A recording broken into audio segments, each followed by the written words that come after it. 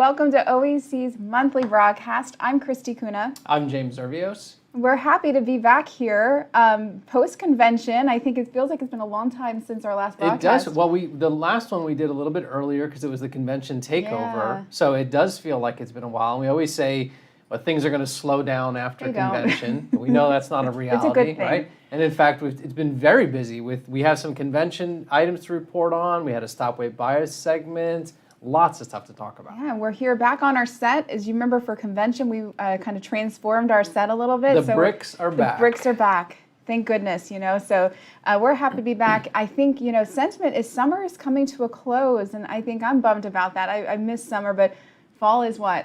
It's knocking on the door. It's knocking right? on the door. In fact, I think the heat index was 110 with the humidity. So fall is in Florida. That's where we're based. Right around the corner here in Tampa. It sure is. No, I hope everyone's enjoying some nice hint of fall weather, hopefully pretty soon. But we have so much to dig into and discuss today. And today is all about changing perceptions. And we're going to do that one question at a time. And I think it's such an important topic for our community, but all the work that we do too. It really is. When you think about perceptions with obesity, and we're going to talk about those a little bit and kind of unpack that, and then perceptions of OAC as well. Yeah. I think sometimes people might think something of OAC, and we're going to kind of maybe help clear some things up. And we want to hear from you guys throughout today's episode as well. So that's going to be a very, very key part today. Yeah, we sourced some of this information ahead of time, so we're excited to kind of dig into that.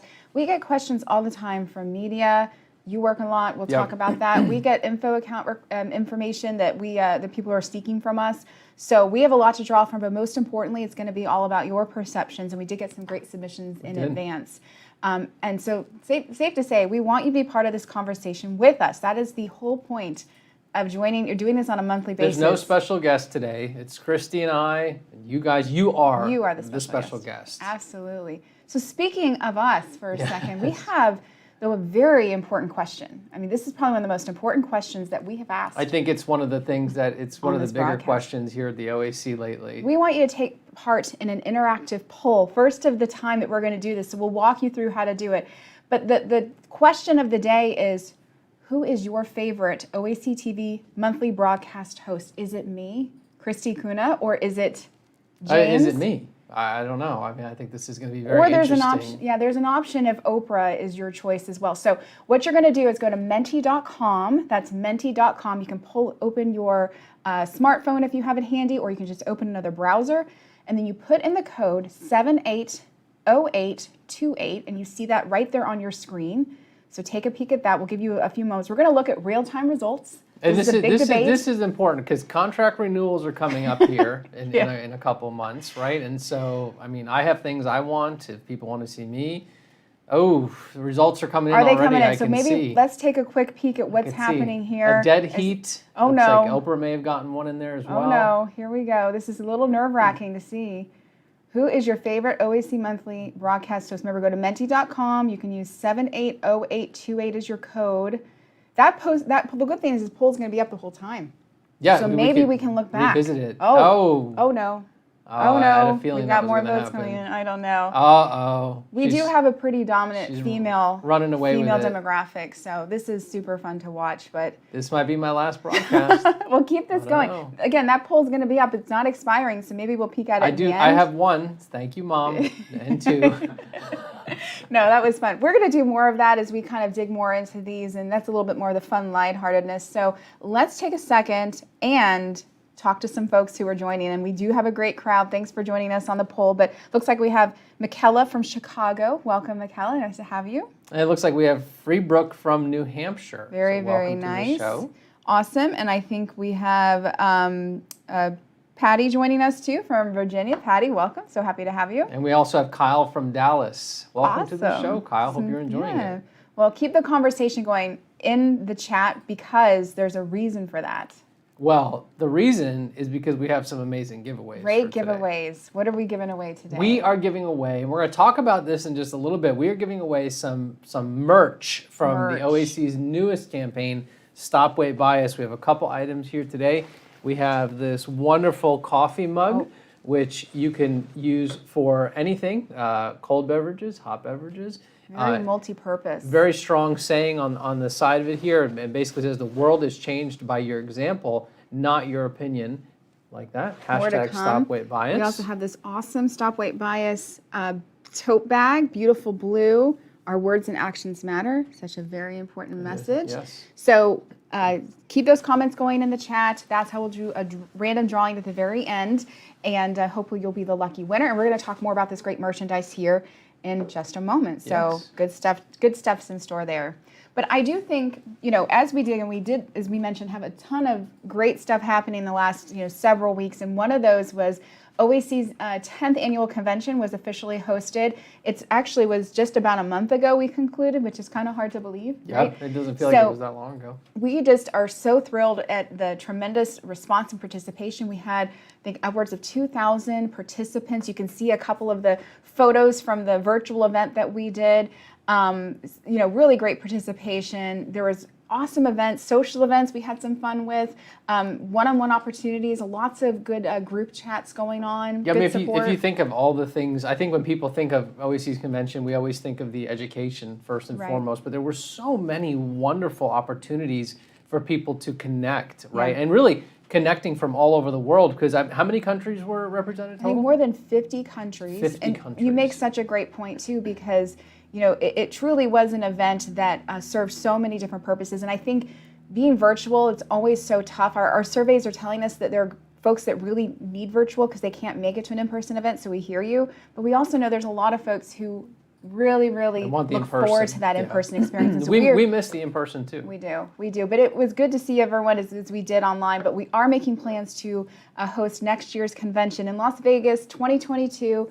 The dates are July 14th to the 16th. More information to come as we take a breather from last year's event or this year's event. And really, I mean, we know this year's event is over, but the most important part of the event, the education, people can still check that out if they want to, right? They can. So even if you missed the event live, and you can still get after-hours access by adding that on. It's only $50. And you can see kind of a scroll of every channel and every session that was on those channels is represented. And so you can do this through September 15th. So the content does go away in other places on September 15th. So good time to add that on to immerse yourself in that. And you can do that at ywmconvention.com. Very good. Yes. So switching gears from the convention, we also had a very special Stop Weight Bias segment last month. And it was last month. It feels like the months are flying by here. But we had a really great time with a lot of great guests. We had, excuse me, we had OAC Chair Patty Neese featured in the special segment. We also had Tanya Fitzpatrick, who you can see on your screen there, who was an actress in our PSA.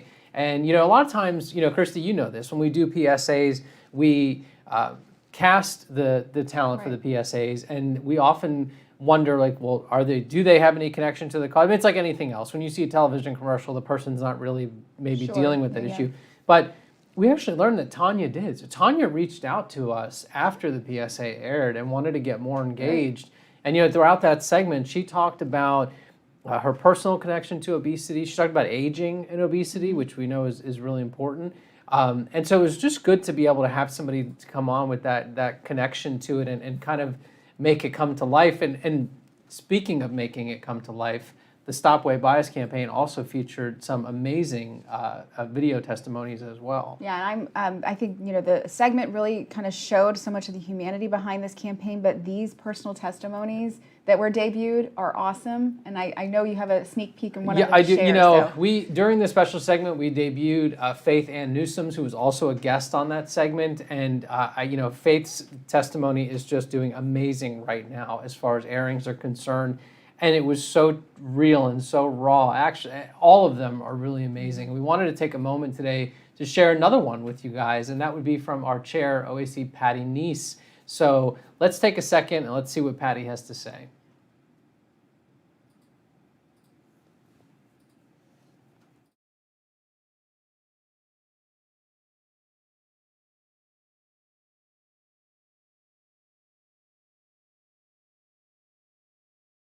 In willpower or dirty or sloppy.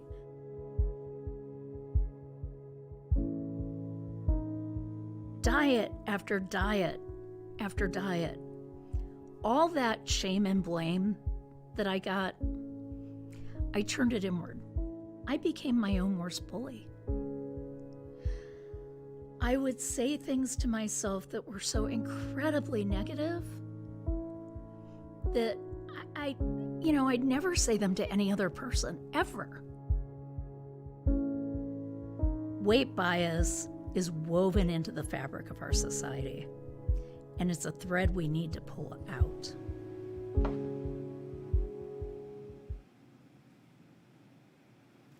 I get chills every time. I truly do. Those testimonies are so important to that campaign. They are, and we know we might have had a little bit of an audio glitch there in the beginning, but if you want to check out Patty's testimony, you can go to stopweightbias.com. You can view Patty's, Nikki's, Ted's, Faith's, Amber's. They're all live on the website, and they're all currently airing as well. So if you see these airing on your local stations, tell us about it. Send us a note. Send us an email, info@obesityaction.org. Let us know that you're seeing it in your area.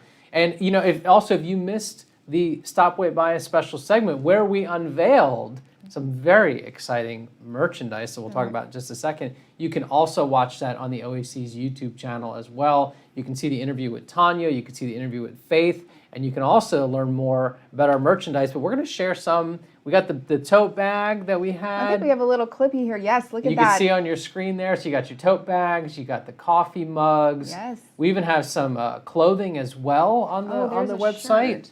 There is a shirt. Let's see. I've got one handy here. And they were debuting this in the actual segment, so take a peek at that. But how awesome is this shirt that, really does, it's just putting that message out there that we need to. So that's what's really important about this campaign are those messages. So love this. So how can folks get all this great stuff? You can go to stopweightbias.com/shop. And on that site, you can find, on that page, you can link to all of the merchandise that we have available. Christy, this is something, you and I, we've been doing this at the OAC for a very long time. We've never had merchandise for an awareness campaign. We've had some OAC merchandise that we've had at convention and everything. This is the first time we're diving into this. So far, sales have been amazing.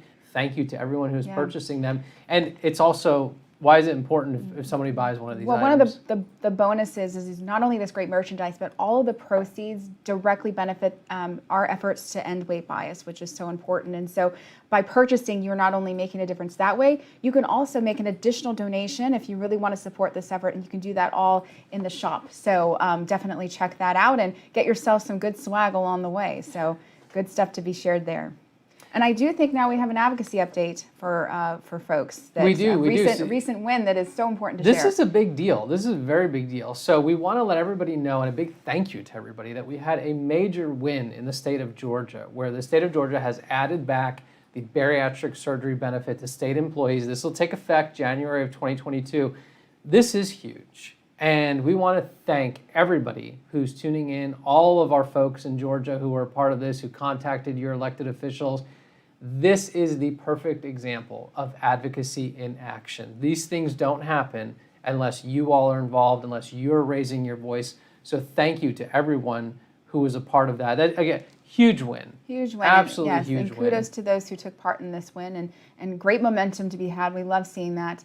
And one thing we also want to acknowledge is that last week was National Nonprofit Day, so we want to thank everyone who participated along with us online for that. It was a great day for us to recognize the value and important work of nonprofits. And it's funny because I just got back from some travels, and we get that constant question. I know when we travel for even business, you get this, but people you have casual conversation. What do you do for a living? They'll say, "What do you do for a living?" And you're kind of like, "Oh gosh, here we go," because the reactions are so interesting. But I'll say, I work for an obesity, a nonprofit patient organization in obesity, and the common reaction is, you know what I get a lot of times too, Christy, is I always get, so you mean you help people lose weight? Yeah.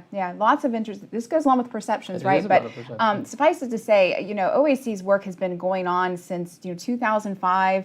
We truly have so much that we offer for people living with obesity, and to really be able to not only get education, but to really become advocates for change, and that's what's so important. And and all the more reason to support the work that we do. So our National Nonprofit Day was an awesome fundraising campaign, so thank you for taking part in that. But so important to be able to support that through a donation. Yeah, as a nonprofit organization, right, we can't do what we do without your support. So again, if you're interested in supporting the OAC, visit obesityaction.org/donate. We thank you in advance for your donation. And if you supported us on National Nonprofit Day, as Christy said, we thank you very much for that as well. And it's a good segue for us to kind of get into perceptions as we talk about perceptions of obesity itself, but then perceptions of the Obesity Action Coalition as well. And I think what might be challenging, because you talked about being on vacation recently and kind of having that dialogue, there really isn't, before OAC existed, there wasn't any nonprofit that represented people dealing with obesity. Right, so OAC is very unique in that way, and we're going on 17 years come April 2022, and I think because of that, people often get confused on what exactly the OAC is or what we do. Right. Well, this is a great opportunity. I honestly cannot keep up with the conversation online. They're flying in. So this is awesome. But we field inquiries on our phone as well as our email, on a daily basis. We kind of serve as a helpline for a lot of folks, which is awesome that folks reach out to us. You work with the media, and so all these different perceptions when people call us, or even when the media, asks us of something, I think it's fascinating to unpack that. So I think that's where we want to start with today's conversation. We are going to get to the perspectives you've shared too, which is really the key to all of this. But I do want to ask about media, because I don't know if folks viewing really know the type of work we do on with the media on a daily basis. You and your team spearhead this effort, and I'm always fascinated about the stories that you share about the things that they ask you. So let's kind of give some introspection. Yeah, there's a lot to unpack there, but I think when it comes to media, people often think of news media, and we are contacted on a daily basis by news agencies that are writing stories about obesity, new treatments, weight bias, a law that's going into effect, whatever the topic might be. And we really do work very hard to educate journalists on things like people first language and headless imagery, and also help direct them to make sure their story is accurately representing what it's like to be someone who's dealing with obesity, which is kind of a segue into the other part of media, which I don't know that many of our members might be aware of, and how we work with the media, and that's through the entertainment business as well. Mm-hmm. So OAC is contacted, probably I would say on a weekly basis sometimes, by production companies that are looking for someone with obesity to appear in their new show that they're currently filming. And I think a lot of times, you asked what is it like to kind of work with them in that respect. A lot of times people from these production companies are looking to find someone with obesity, and they're very, very blunt in their criteria. A person must be over X amount of pounds or something like that. But I struggle sometimes doing what I do, because I think that the way that they're trying to portray obesity is not, it's more of what the societal perception is of obesity than what an accurate perception would be. And there are some shows out there that do this. They do it well, but I think that it is quite telling, the perceptions with those types of inquiries. Media is such a powerful force. We all know that. And I think a lot of times having shows out there like My 600-Pound Life, just to pick on that for a second, and we're curious what you think about this, so interject this in the chat, but those shows, I think they tend to look for folks, and they portray obesity, and the perception is it's purely a behavioral condition, right? So it's frustrating, I think, more than anything, because as people living with obesity, it's often tough to really combat that narrative. And how do you do that when the examples put out there are ones that are not as realistic as I think the world believes them to be? And I think that is what we try to fight back against, right? And doing that with facts is really, really powerful. Well, and you brought up the show, My 600-Pound Life, and that network often contacts OAC for a variety of reasons. The biggest issue these days is that reality television and fictional entertainment, if you will, have become blended in a lot of ways, and that does set the tone for what the general public thinks of when they think of obesity. Right. And that's something that we very much try to debunk. I'm curious too, what do you all think of shows like My 600-Pound Life and some of these other shows? Tell us in the chat, some of these other shows out there that are but here you go. Freebrook hates 600-Pound Life, says it's exploitive. It is. But I think what's so hard about that is that it really is driving such of the public narrative and the public perception, which is what we try to face. So how do we fight back against that? We fight them with the facts. We do, and I want to give kudos a moment to there are production companies out there that are doing it right. In fact, OAC is currently working with a major production company on a feature film, and we're going to talk more about that in a future broadcast. I can't give any more details than that right now. But we have very much set very clear guidelines on really how obesity should be portrayed, right? So based on what we know working with people that are dealing with this, it's not always what's portrayed on a show like My 600-Pound Life, right? And we've had people that have been on that show contact OAC and reach out to us. And so, as Christy said, you have to kind of debunk that narrative a little bit, and the best way to do that is really through facts, right? Fighting with facts. And I think all of these perceptions that are still being shared, which we love, are really supporting this. And I think all those things that we're talking about, which is poor decision making, I'm seeing, lifestyle choice, that's being perpetuated. So again, fighting with facts is so key. But I do want to also kind of shift a little bit to talk about some of the common perceptions or the inquiries we get that are driving the perception about how to get help when it comes to obesity, managing weight. And so, as I mentioned, we field phone calls through our helpline as well as our info account email. It's astounding the inquiries, the number we get and the inquiries. We do get hate mail too. I mean, maybe one episode we will dive into hate mail. I mean, maybe that would be an interesting task, but it does astound us. But I think the most common questions we get, that there's a perception out there that if you are denied care, there's nothing that you can do, and that you aren't worthy of seeking the care that you need and deserve.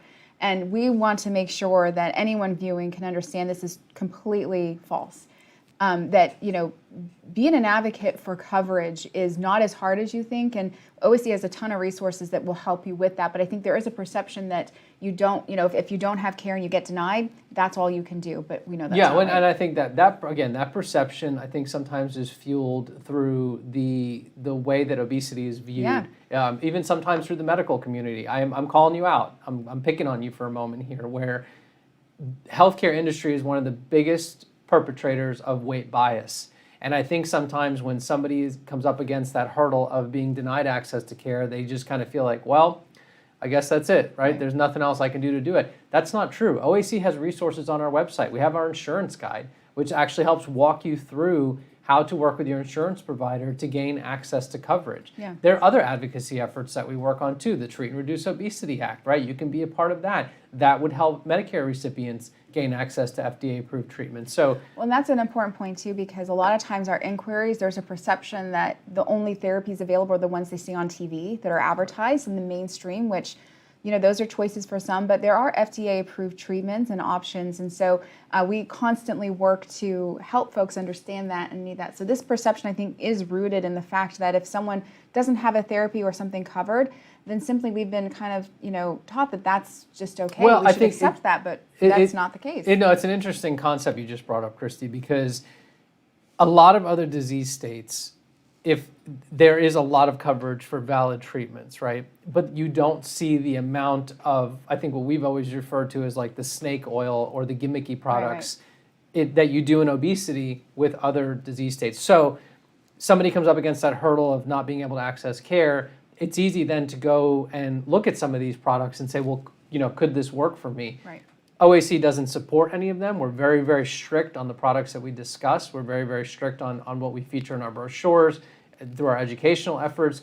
And one of our core pieces, understanding obesity treatment options, goes through all these FDA-approved treatments for obesity they're helpful to people. Yeah. And we know not everybody can access them. We understand that. That's one of the many fights that we fight on different fronts here. But it is important to educate yourself on those types of treatment options and really what's available out there to you. Absolutely. Well, let's dig into your perceptions. This is really what it's all about. And we did ask in advance for you to share your own perceptions with us, but so far we have a good number of folks accounting for others to share, so hopefully we can get to all of these.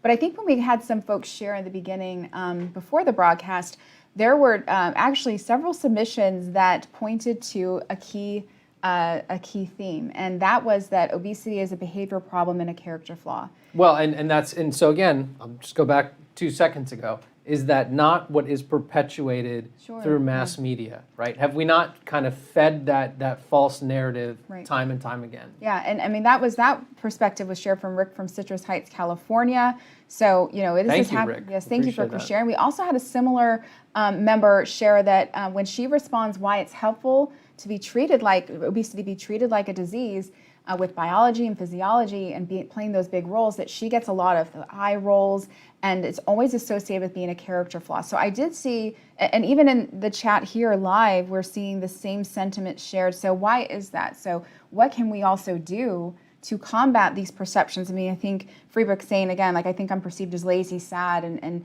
you know, well, does that not? I think it's why the bias campaign is really important too. I think I wanted to mention Yeah, no, that. I agree with you 100%. But I mean, come on, does that not speak to the oversimplification of obesity? We talked about National Nonprofit Day. We talked about recognizing the OAC and obesity. And all right, so every other disease out there is very much respected, right? So whether it's the cancer community, the diabetes community, all of these they're very, very respected. They're thought of as being valid diseases, and they receive the recognition and notoriety that they very much deserve.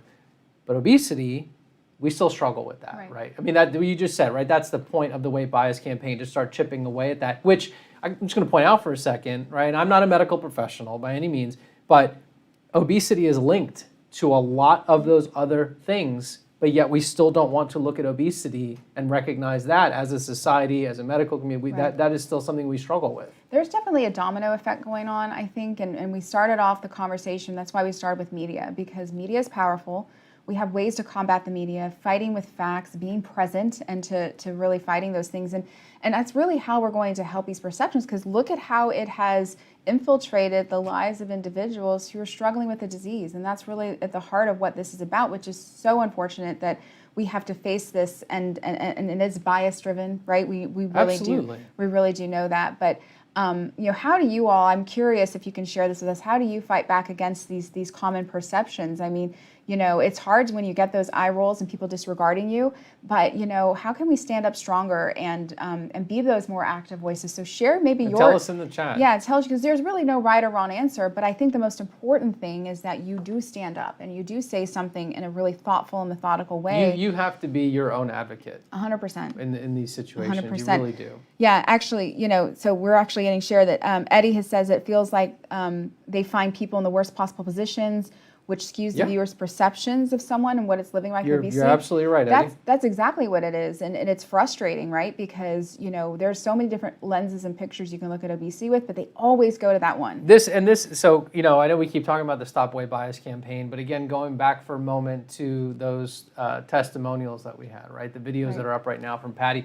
You saw Patty's video. Patty, yes, she's OAC chair. She's a personal friend of ours. She's a very, very accomplished, award-winning attorney.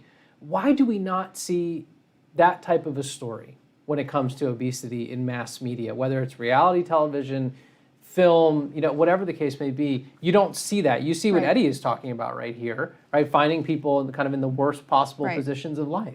Yeah. So I think there's such a root here in bias as well, as we've talked. I know we talked a lot about all the activities with the bias campaign, but one of the other perceptions shared with us really actually nicely intertwines with this, and is that perception that shame and blame is going to help somebody address their weight. And for this person who submitted this, they said it actually does the opposite. And so I'm going to tell you, Paul, you know, you're the one that shared this, so you are absolutely correct. We have science that shows that that is not the case. That is the perception, that if you just kind of get on somebody and you shame them, it's going to lead to a change. And we know that's not the case. No, in fact, I'm just going to be very blunt. It's stupid. It's stupid because if that worked, you wouldn't be dealing with what you're dealing with from a societal level with people that are, you know, currently impacted by obesity. It doesn't work. We have study after study after study that's showing that blame and shame does not work. Yeah, and I think folks are fired up in the chat about this too, because we're getting some sharings around. Jamie says here, I talk about the science and info we've learned at YWN conventions. Perfect. Thank you. Taking that information is so important. I think everyone is fired up about this, as we're seeing everyone's own personal perceptions of this and what they see and how frustrated they are. So I think what you said earlier is so important about being your own advocate and knowing that you're worthy of being an advocate, because this is what OAC exists to do, is to bring people together and to do that. And so I think that's a great testimony to that. So we'll have some tips here at the end too, of like kind of what you can kind of do in more step-by-step format. But I think being an advocate, your own advocate, is truly important. And we're going to talk about this in just a second as we kind of switch gears a little bit to another perception aspect. But if you're not sure where to start to become your own advocate, or maybe you have a friend that is currently dealing with obesity and they're not sure where to start, you're here. Yeah. OAC, that's where you got to go, right? That's where you got to tell folks. We're going to talk about that in just a second here as well. Yeah, and there's a couple things in the chat here that are really closely related to acknowledge. Is that again, Freework is sharing that they've been more vocal about obesity being a complex disease and they hope to reach others, but it's also kind of scary, or you think you scare some people off. But then we have this is an interesting one. Yeah, here. Irene is a bariatric patient turned bariatric psychologist. Thanks for submitting this. And it's her objective to teach obesity as a disease and change perceptions of ourselves from a point of self-empathy. I'd love to hear more about that. I think that's a great perspective about tools that you can use to combat these messages. So you don't have to be like Irene as a bariatric psychologist, but using any outlet or opportunity that you have is a powerful thing to do, because we know our membership is so diverse. Absolutely. And we know there's so many backgrounds. You share Patty's an attorney. That's been a great resource to OAC to kind of, navigate some of those legalities and such. But I've really enjoyed this conversation immensely, and I do hope you keep it up as we're nearing the end of the broadcast already, which is crazy. But keep that up, and we'll continue to share as we finish up here. I do think it's worthy to share too, though, that there are some perceptions about OAC's following. I think that we've gotten constant questions about, or just folks who really trying to understand more. I think OAC's roots were founded in bariatric surgery, right? But I think there's that misconception or perception that we only work with people that have had bariatric surgery. That's not true. We work with everybody. So yes, a lot of our members have had bariatric surgery. A lot of them have not.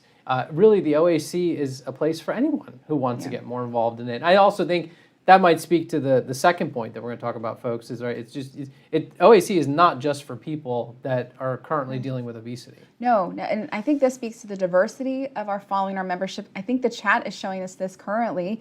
So many different types of individuals connected to the cause.